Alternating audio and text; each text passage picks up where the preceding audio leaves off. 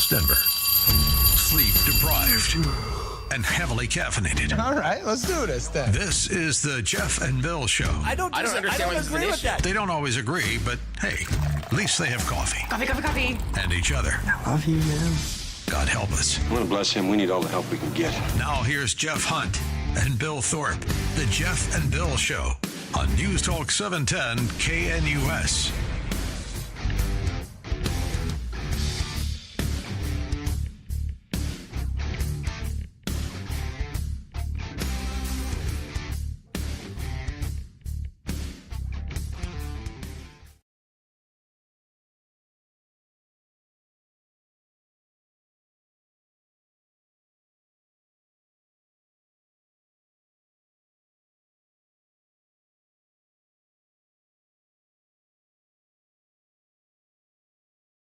It is 6 a.m. in the Mile High City on this Monday, September 15th, 2025. Good morning, Denver, Colorado. You've tuned into the Jeff and Bill Show, News Talk 710 KNUS. I'm your co-host, Jeff Hunt, along with Bill Thorpe, bringing you the freshest insights, hottest takes from the right, left, and center. Billy, did you see my shirt this morning? Yes, look at that shirt. Now we got to check out this on the video. Jeff's wearing a nice red shirt, white letters on it, and tell everybody what it says and where you got it. This is a story. Where I got it is the most interesting I don't want to spoil the story. aspect That's of the it. thing, man. I don't want to spoil the And story. we'll get into it, but it says Charlie Kirk lives through me, and then on the back it has freedom, which is a reflection of the shirt he was wearing the day he was assassinated. And I got the shirt at a biker bar last night. Jeff was making questionable choices yesterday, or is this some other story? Dirty Dogs Roadhouse. Okay, how did Love one the Dirty Jeff Hunt Dogs end up Roadhouse. at the Dirty Dogs Roadhouse? How in the heck? Because that was not on my bingo card, my friend. That was not on my bingo card. It is the second time I've spoken there. This is a great group. Love them. They're a ton of fun. They are bikers. And it was put on by Westonheimer. Remember Weston? Yeah, Weston was on with so us. Yeah. Weston hosted a candlelight vigil for Charlie Kirk last night at the biker bar. Nice. And yesterday was kind of a wild day because I spoke at Brave Church at the memorial service there, Yeah, we were which talking was about that Friday. tremendous. I mean, tip of the hat to the whole team at Brave. Amazing people, Pastor Jeff, the whole crew. Okay, amazing. And huge turnout, jam-packed, overflow turnout there. Yeah, it was Heidi reservation Ganal- only. It was really cool. Yeah. Heidi Ganal spoke. Victor Marks spoke. This 13-year-old, like, standing ovation for her speeches was amazing. And then that night went over and did a second vigil with the Eimers at the Dirty Dog Roadhouse. And that was a lot of fun, too. There's a lot more beer. Oh, yeah, I bet. I bet a lot more. Church. Yes. Yeah. It's more flasks in church. At least from my own personal experience. Just saying. That's good. That was funny. Thank you. Thank you very much. So it was fun. It was a ton of fun. And I reminded everybody, don't let anybody tell you nothing can come from a bar. In fact, That's five states own their existence to a bar. Do you know about this? No, The that's Northwest fantastic. Ordinance. The Northwest Ordinance, which founded Ohio, Indiana, Illinois, Michigan, and Wisconsin, happened because of a bunch of Revolutionary War vets got together in a bar. Oh, We're that's like, hey, wonderful. you know, there's a bunch of land over there. Why don't we just do this? But fantastic. what was best was they got the government to buy it, and then they went and developed it. That's even smarter. They learned early. Yes. Exactly. Yes. So I was like, don't let them ever tell you nothing good comes out of a bar. We could have a lot of fun. Almost as if they were professional sports franchise owners. Buy the team, get the city to build you the stadium. Great idea. Part of American history and Fantastic. tradition. Yes. It's a good job. And then someone yelled from the audience, same with the Marines. And I have to look this up. But maybe the Marines came out of a bar? That's It fantastic. seems like a Marine was pretty happy about it. But I had that'd a be ton of wonderful. fun. And I what's that? Somebody's yelling. Is that? Down the hall. Corliss down the hall. I don't know what he's yelling. Yeah, we'll have to. Normally it's we about need to something give I've done wrong. Corliss a microphone this morning. But anyways, great shirt. And I bought it. If you're going to That's make fantastic. a shirt, this is kind of one of my practices. If you make a T-shirt and show up at an event and sell it, I'll probably buy it. So that was one of them. What was Corliss got? John's going to come in. He's going to walk in. Marine Corps is historically started in Tongue's Tavern in 1774 or All right. There you go. Marines There it came is. from a bar, too. Thank you, John. I was going to steal that. He's the one that knows done. that. I'm not going to. I'm not. Done, Mr. Corbliss. Look at that. All right, we got a lot to talk about today. I want to explore this notion of what we do with the assassination of Charlie Kirk moving forward as a nation. So last night, same venue, same speech that I was at, Tom Tancredo spoke, and Tom just said, look, we're not one nation anymore. We're not heading in the same direction, and you can't build a nation if you're not generally on the same page with your values. And what the American left has done to sabotage America's founding principles of our belief in God, strong family structure, individual liberty, limited government, they don't believe in it at all, period. So they want a fundamental transformation of the nation. How do you live with people like that? Can you? We'll talk about that. We're also going to be joined by John Stonestreet a little bit later. Love this guy. He's with the Colson Center. We'll have a great conversation. So it's a great show. And J.D. Vance is on right after us. Yes. He's taking over the Charlie Kirk show for 2 hours. Yeah. Right after us, you got on. J.D. Vance. That's really neat, but there's kind of annoys me too, personally. Just annoying.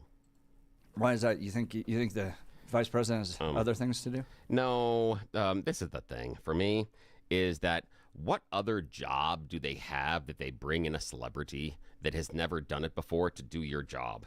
I mean, it's not like, let's say that you had, let's say that you had cancer. Fun. No, let's say that you had a tumor surgery, and they're like, you know what, your surgeon's not available, That's because but we got what this guy. What we do is nowhere got near Governor that Polis. important. Just so many things. No, I know that your flight can't go from here to here, but we have Ellen DeGeneres that's going to fly the plane today. I'm getting off. I'm just, how come this is the one job? Bill, they could put a dog to fill in for us, and it would work just fine. Yes, we're probably on true. the totally opposite spectrum of the rest of those You're jobs. Probably true. That's probably right. It's just, it sucks. Not to disparage it, all the great producers that helped put this on, but you know, I know. I just don't know. Throw people in here. So I kind of got the job anyway, so I shouldn't complain that much. I know. How much experience did I have before I took this? So, all right, let's get to news and comment with Blake Olson. Blake Olson. Blake Olson, news and comment.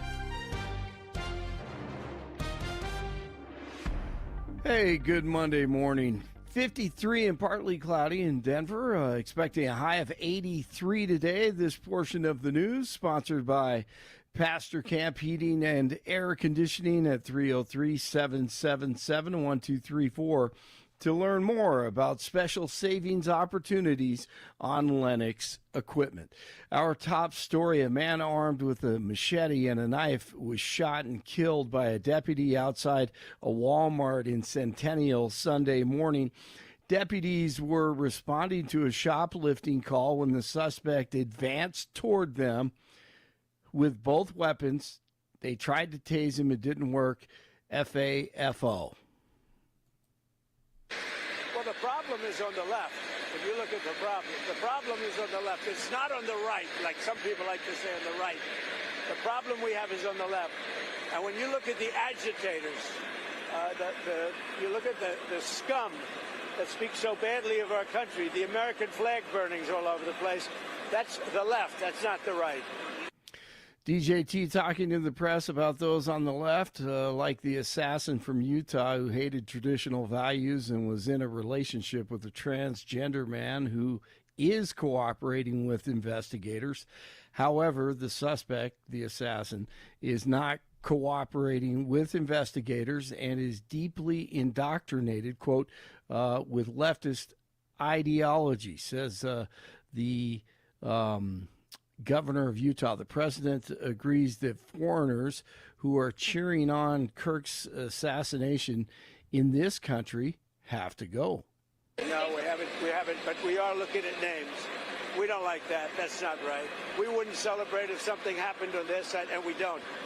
These are sick people. These are really deranged people. Any progress on...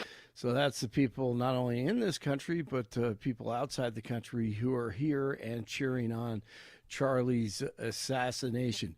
A Loveland family says vandals set fire to a backyard fence and smashed an SUV window While targeting their memorial for Charlie, there were 5 children asleep inside the home when this happened over the weekend, raising fears for their safety. Friends and neighbors, including those with different political views, have rallied around the family as they repainted and repaired the damaged display.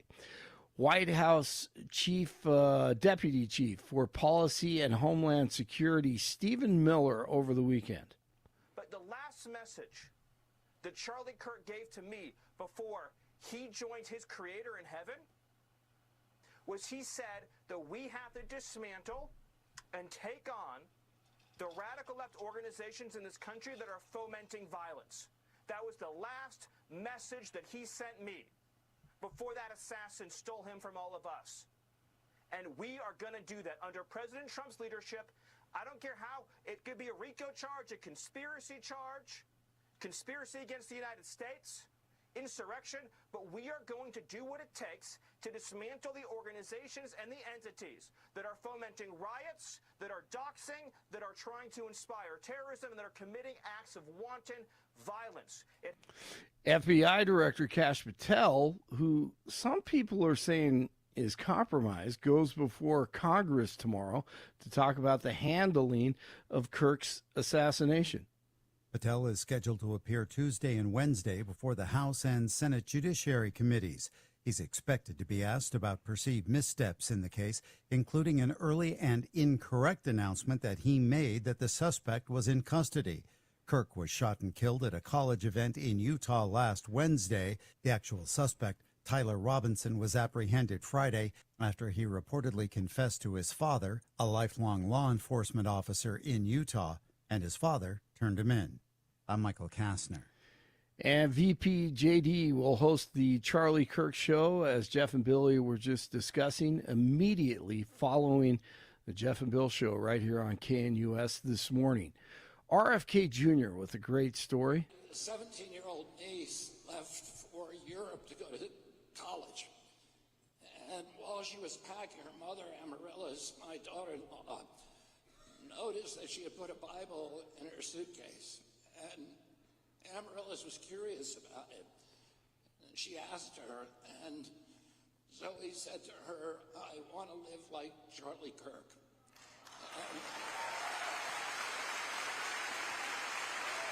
That's pretty cool and ironic, I guess, if you think about the Kennedys, RFK Jr., and everything that he's gone through in his life.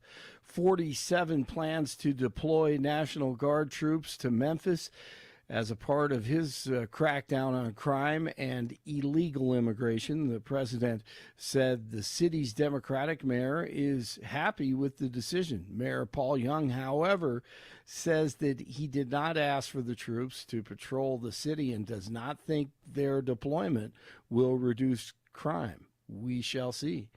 The Fed has indicated it will announce a rate cut this week. It's about time for too late Jerome to make a move here.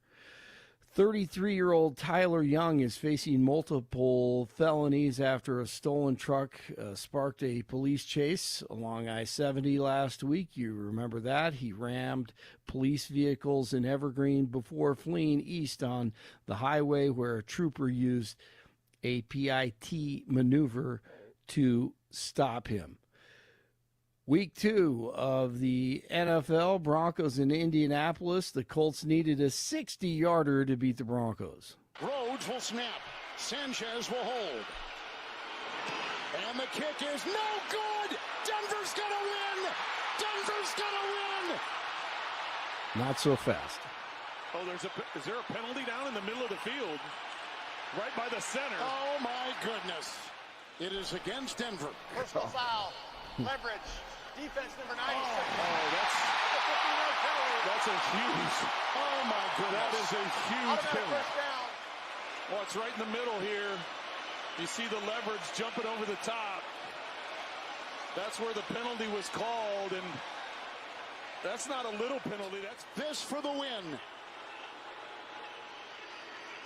Spencer Schrader. It's good, and the Colts have won. 29-28 Colts. So yep, because it was a 1 point. Yes. It's a 1-point kick at the end of the game there, which is so funny because it's based in that rule, right? The 1 point? Yeah, isn't it? Because it was a field goal. Yeah. But, and so they won by one because we were down by 2. Oh, were we up by 2? Yeah, we were up by 2. Gotcha. Yeah, we were up by 2. I thought we were tied for whatever reason. No, we were up by 2. That's and me again, not being able to see the TV with my current prescription. 26-28 looks. Oh, that sucks. It's the same. I thought maybe it was like one of those weird 1 point. No, the thing is that gotcha. I saw a lot of anger from Broncos fans at refs, end of the game, etc. And yeah, okay, the call's kind of silly because if the same thing happens and the Colts are on the half-yard line and they're trying to do the tush-push thing to get into the end zone, all of that happened during the field goal is legal. However, I don't care about the call at the end of the game because previous to that, Denver missed a field goal. Yes, so again, guys, all of you Bronco fans that are mad at the refs, we didn't need to have the refs do bupkis at the end of the game if we would have made a field goal. So all the anger, all the crying, shut up. I'm just from one Broncos fan to another. We did this to ourselves because we had opportunities to win. The Colts came correct. They put us against the ropes. They fought really hard, and they exposed a lot of things that we did. We came back. When we had a chance to hit the field goal that would have made it 5, that then would have allowed us to stop the Colts from scoring a winning touchdown. Yes, there we go, guys. Yep. That's it. It's the field goal beforehand, not the refs. Stop complaining about the refs. Absolutely. Okay, I'm going to get off my soapbox right now. No, it's beautiful. Yeah, that's the thing. You have to take care of business prior to, and everyone forgets, the hundreds of plays leading up to this. You can't put yourself in that situation. I had a coach right around 7th grade that, again, we're in that middle school era of, the ref, man, we're whining our ass off. And the coach turned to us and goes, listen, shut up. And we're like, and we stopped, and he goes, listen, if you need the refs' help to win the game, get off the field. Take off your cleats. Don't show up at practice. And True. Okay, that makes sense. Alrighty, There you go. Set you straight early on. Yeah. Common sense. Yeah, he was a little bit of a crazy Englishman.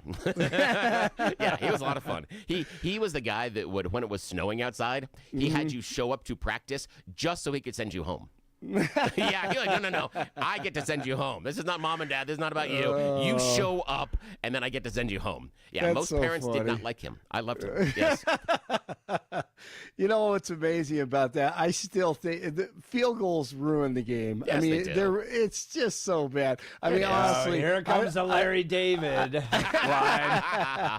Yes. I mean, that speak, thing, Larry, speak. I mean, honestly, these things they're going to have to narrow the uprights or something because they're too good at kickers, and everything's determined by one guy. Except the Broncos. With the great leg. No, that is part of the brilliance of this, Blake. I don't Come think so. on. I really don't. I'm not a big fan. It all comes down on one little guy. He's tinier than everybody else. That's It's right. hilarious. It's a hilarious aspect of the game. They don't talk to him the rest of the week. He has to go practice by himself. He's not even really part of the team. Dude, Yeah, no, you're then right. you at that moment, you either become the sacrificial lamb that everybody hates the next day, like we were talking about in Colorado, or you're literally the hero everybody adores. That aspect of the game is brilliant. Are you kidding Now, me? I would combine, and again, we've talked about it before on the show, I would combine the feelings of both Blake and of Jeff. I think the field goal right now as it sits is stupid, and we need to make it more entertaining. That's why I suggest, and imagine this, we're at the end of the game, and the Colts are getting ready to kick a field goal, and it is going to be worth a 1-point win over the Broncos. All right, that's when you push the magic button. And now the end zone field goal begins to slowly rotate. and it rotates in a slow circle. And now you got to hit it on the right thing. So you've got to snap that thing at the right time in order to get through, or make the little poles on either side go close and then far away, like in Mario. Go close and then far away, and that's it. So the goalposts are rotating clockwise. Yes, correct? either I don't care. Make them rotate or make the big, tall, pointy things to the side go back and forth so they close and they go back and go apart. Yes, because now you've only got 30 seconds to do it. You've got to time it right to make sure that you're snapping the ball at the right time, that thing's open so you can make the... Yes, that's so much more fun. No, so much more fun. I love it. Yeah, I love that's it. the way we do it. Yeah. Okay, here's Sean Payton after the game. It'll be painful to watch that film. And yep, you know, we'll get the corrections made. So starts with me. So one of my best friends, his son plays linebacker for the Colts. Okay, he was just traded there a couple weeks ago. Congratulations! Yeah, That's great. he grew up. Chad Moomin, he grew up a huge Broncos fan. Yeah. So after that kick, I mean, he is in the mob over, with the kicker over the kicker. It was a cool scene. Oh, it that's really nice. was for him. I'm glad that he got to experience that. Yeah, and outside note, how do you know Chad that's Moomer? wonderful. Well, it's my best friend's nephew. Okay. And Gotcha. his dad is one of my born in longtime Denver. best friends. Yep. That is born so in cool. Denver and Legend High School. Yeah, there you go. Legend High School. Can yep. we talk just Wyoming. a second here on the Jeff and Bill show? I know we're not a sports show, but just about the idea of the hell happened to Daniel Jones? Where did he learn this? From Right. the Giants? I mean, again, Giants surprise everybody. Great Take point. him sixth, and he looks lost. Absolutely lost, and it didn't make any sense.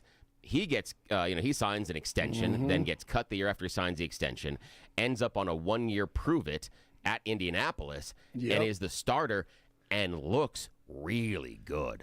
He looks, Absolutely. I mean, my He eyes looked- yesterday, he looked really good. He looked like Burt Jones. Do you remember Burt Jones? Yeah. For the Colts? Yeah.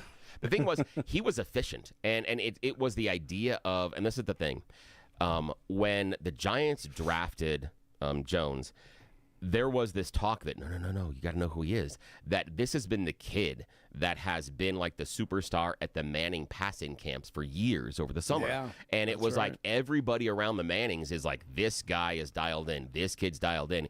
He gets to New York and is like, "Bleh," and can't do anything. What I saw yesterday was the kid that was described to me post-draft. I saw the kid that was supposed to be there when the Giants picked him first round because he was reading quickly, he made the right decision, and he let go of the ball, and we couldn't get to him. It was incredibly frustrating. And the number of times that he hit the right read, and I only know that because my son is an incredible Madden player. Not like superstar, not making money at it, but he's telling me. He's like, oh, he got the right read. And my son is telling me about coverages and stuff when they sit up at the line. He's like, oh, he's got to watch this read here. This guy here's the hot read. And I'm like, okay. And he goes, oh, he nailed it. I'm like, wow. And yeah, Jones over and over again was making the right read against what our defense was giving him. That was tough, man. He did well. Another example of patience, Yes, good point. especially with quarterbacks. That's a good point. Especially, and then when you start your career in New York, not an easy place to start. Oh, I as a rookie, I would think that may be one of the worst places to go. Would be New York. Absolutely. One because of the Philly spotlight. or New York. Yes, because of the spotlight and because of the media environment and because Absolutely. of all the stuff you can do in the playground outside No of doubt. outside of practice. Yeah. And they are not forgiving. No.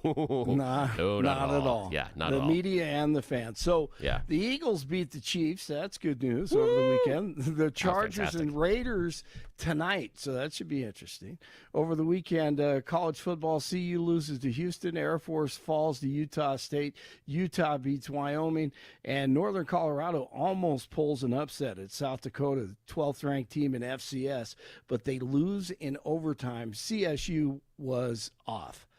51. So we just before we lost. go, We yeah. lost it all. Yeah, There's not a single basically team went that over. won. My The Newcastle front range Magpies over. won. That was great. My Magpies won. The but- front range over. Yeah, it was a front range over. Yeah, it was. The, Okay. Wait, the Magpies. Yeah, Newcastle. the My Magpies- Newcastle team in England. They won. Newcastle. Okay, yeah, that's they right. won. Okay, Everybody That's else got why you're in fired. such a Leeds good lost. mood Yeah. this morning. You know, I Congratulations. care about that. Now, man. also, here's the thing. Okay. On the What Jeff was and the Bill score? show right now, 1-0. It was good. It was a good Okay. game. We That is a Nick, good one. Nick Voltamata scored, and he's our new striker, so it was very nice. Big, it. giant German kid. Dude, Hold on. dude's like Hold on. 6'7". The game is 90 minutes. And it came down and the final score was 1-0. Yeah. Dude, watching chess is more interesting. No, not at all. At least soccer doesn't have to pretend that we add points to a score, because why the hell is a touchdown worth 7? That doesn't make any sense. That's an illusion of scoring. Most football games would end up 2-1 if we didn't have 7 points for a touchdown. Funny. Okay, here's the thing we got to look at, though. On the Jeff and Bill Show, we are going to we have to realize that regardless of how tonight's game between the Chargers and the Raiders end up, the Chiefs are going to be alone at 0-2 at the bottom of the AFC West. Okay? Yes. Moment of silence for all the Chiefs fans. Okay, that's enough. All righty, thank you. That's it. Yeah, you guys are 0-2. Yeah, we lost yesterday, but you're still 0-2. Nah, feels better. Feels better to be a Broncos fan this morning. Just want to say that. Only 15 more games to go. Yes, only. Oh, deep breath, deep breath. All right, 53 degrees in Denver. Jeff and Billy continue. Blake Olson, News Talk 710 KNUS. Your KNUS Denver forecast this early Monday. Just a few passing clouds this morning. Temperatures in the low 50s by daybreak. For the rest of your Monday, looking terrific with sunshine, highs in the low 80s. Mostly clear tonight, lows down to 55. Mostly sunny with showers in the afternoon on Tuesday, highs near 80. Weather brought to you by L&L Heating and Air Conditioning. For quick, trustworthy, and dependable service, call L&L Heating and Air Conditioning at 720-851-1691. Visit them online at bestdenverhvac.com. That's bestdenverhvac.com. You'll be comfortable with L&L. I'm day weather meteorologist Patrice Sutter in the 710 KNUS Weather Center.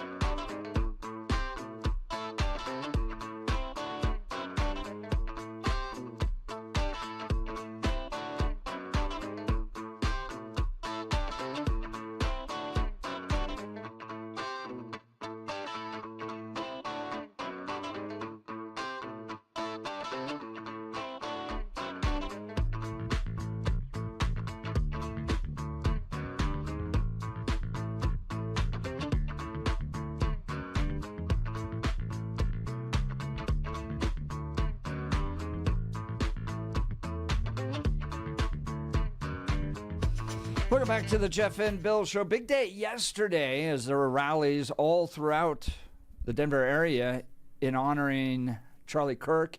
You had rallies down in Colorado Springs with Charis Bible College that was originally hosting the Truth and Liberty conference that Charlie was going to speak at. They did late last week, I think it was Friday, they did their rally vigil in honor of Charlie Kirk. Yesterday was the one at Brave, and I just want to share with some folks, kind of what that was like, because huge turnout. Channel 9 covered it. Of course, they didn't cover it fairly. Oh, well. At least they were Kyle there. Clark even got a shout out from Heidi Goodall yesterday nice. from the stage when Heidi goes, Charlie helped teach me what to do with Kyle Clark. And that was ignore him. I have a little bit of a different take when it comes to Kyle Clark. I like to talk about the guy and make T-shirts about him. But it was yesterday's event at Brave was remarkable. Absolutely jam-packed. So not a free seat. They had an overflow room. And I'll walk you through kind of the general run of show because it made a lot of news. Heidi Goodall kicked it off after some worship. There was some great worship. Then Heidi Goodall talked about her relationship with Charlie, their friendship, how they went after some of the problems they had at the University of Colorado together. They built turning points and debate opportunities and then worked to get student government more conservative, and then how she worked with him at the University of Oregon to help her daughter run a campaign there for student government, and just how involved Charlie was in everybody's life. And that was one of the common threads throughout all the speeches was here was a guy that was taking meetings with the President of the United States and then would answer your text messages about how your family was doing. He had remarkable capacity to maintain a tremendous amount of personal relationships. So Heidi does a great job kicking it off. My speech was informed by David McCullough, who's my favorite historian, and I just spent a lot of time reading this guy, 1776, John Adams, Truman. I'm going through a series of speeches about in a book titled The American Spirit, which are a series of commencement speeches that David McCullough gave. And one was at Hillsdale College in 2025, and it was one that really informed my speech yesterday, which was the notion of these founders and who they were. And so I'm listening to this speech about Thomas Jefferson being 33, George Washington being 43. They had no money. They had no navy. When they signed the Declaration of Independence, the British sent 32,000 troops to New York. Okay? That sounds like a lot. Let me give you a little perspective here. And this is great because this comes from McCullough. The entire city of Philadelphia was 30,000 people. So the British land 32,000 people. The entire city of Philadelphia is 30,000. That's kind of like a maybe we done messed up type of thing, right? That the British are trying to do. And I'm sitting here reflecting on Charlie Kirk and given this tremendous opportunity by Pastor Jeff at Brave to be able to address the crowd. And I'm reflecting on my friendship with Charlie Kirk, and I'm reading David McCullough in the founding of the station. And I go, this is classic. Charlie Kirk isn't kind of an aberration. He's the classic American. Thomas Jefferson, 33 years old when he wrote the Declaration of Independence. The founders were overwhelmingly young, Christian, entrepreneurial men. And then you look at some of the great folks that have come through our history. We're young entrepreneurs, young, industrious, brave, bold people. And so in my reflections, I go, well, what I want to do with my time, and I was given 4 minutes, was I want to connect Charlie to the broader American movement. That what you saw with Charlie, the recipe that made Charlie dedicated, brave, bold, entrepreneurial, willing to take on big challenges, and rooted deeply in his faith in Jesus Christ, was right along with what made America, and it's what America produces. So gave that great speech. There was a young 13-year-old girl who runs the Turning Point chapter at Colorado Christian Academy that was absolutely fantastic. Got the crowd on their feet, talking about how she's moving forward, carrying on the legacy of Charlie Kirk. And I think that's what people wanted to see more than anything else. I think that really connected, was this notion that young people are carrying up the mantle and they're excited to see the next generation inspired by Charlie Kirk, continuing to drive forward. That was incredibly impactful. Former leader of Turning Point at the University of Colorado spoke. And then Victor Marx came to stage. And I'd never met Victor Marx before. And starting to hear about him, impressive guy, a personal mentor to Charlie Kirk. In fact, has been in Arizona, comforting Erica through this loss. Close personal friends. Gave us interesting insight, but strongly hinted that he was going to run for governor and got a big response. So you may have another gubernatorial candidate coming from the Republican side. This guy motivated to turn things around here in Colorado, a close personal friend of Charlie. He's out there fighting these trafficking battles where women are being taken by ISIS and groups like that.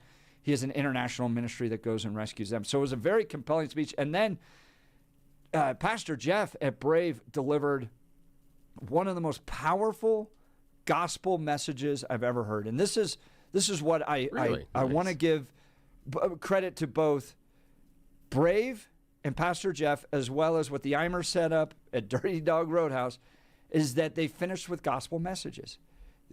In both cases, they called people to a deep, abiding faith in Jesus Christ, to repentance of their sins, to following Jesus, to committing to be a disciple of Jesus Christ. And you had people that stood up for the first time yesterday at Charlie's vigil and remembrance at Brave Church, declaring their faith, we would turn around. Pastor Jeff had a moment where he said, if this is a moment for you to give your life to Jesus Christ, we want you to stand so we can honor and celebrate you, because it says in heaven that all of heaven rejoices. And that was incredible. It was a huge moment of celebration as people accepted Jesus into their lives. People in the overflow room were accepting Jesus into their lives. At Dirty Dog Roadhouse, they were talking about accepting Jesus into your life. So in light of all the politics, right? In the debates, and we're going to get into the debates around Antifa and the violence that we're experiencing in this nation. We'll get into that. But in both cases, in both opportunities to remember Charlie Kirk, there were not a single call to violence. There was not a single call to retribution. There was not any anger or hatred or vitriol. It was a calling to remember Charlie, to inspire young people, to return to the fabric and the principles that made America. And most importantly, it was a call to faith in Jesus Christ. It was a remarkable day yesterday. And I want to thank the Eimers for what they did at Dirty Dog Roadhouse. I want to thank Pastor Jeff for what he did at Brave Church.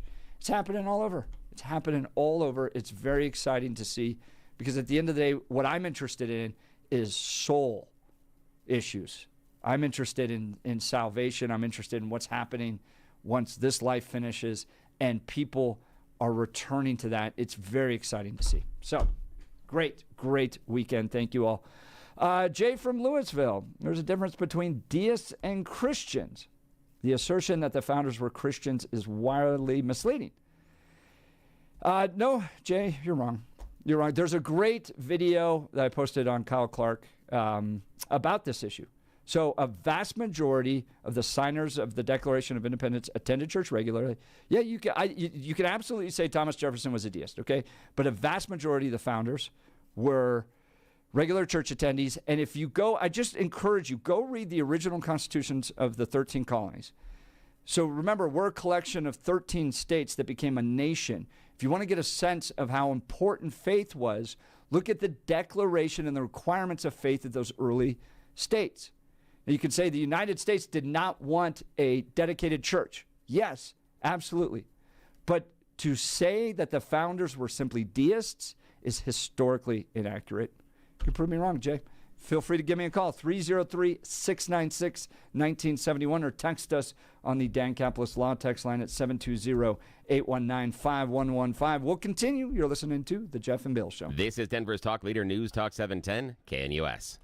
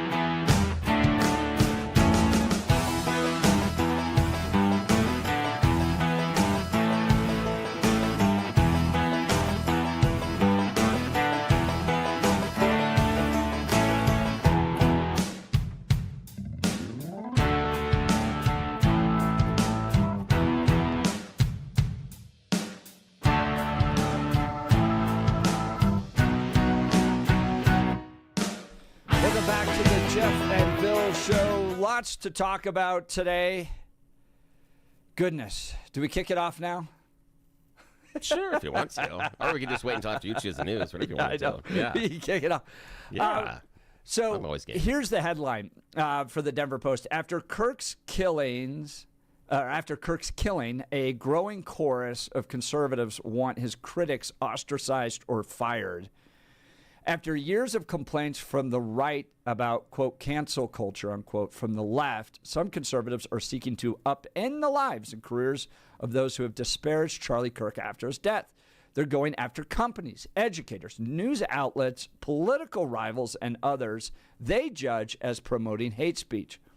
A campaign by public officials and others on the right has led just days after the conservative activist's deaths to the firing or punishment of teachers, an Office Depot employee.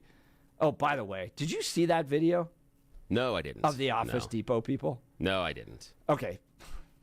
They don't deserve to get fired because it's anti-Charlie Kirk. They deserve to get fired because they're jerks. Holy cow. That's fair. I mean, these folks from the college Republicans are doing a vigil for Charlie Kirk. And they went to go print flyers.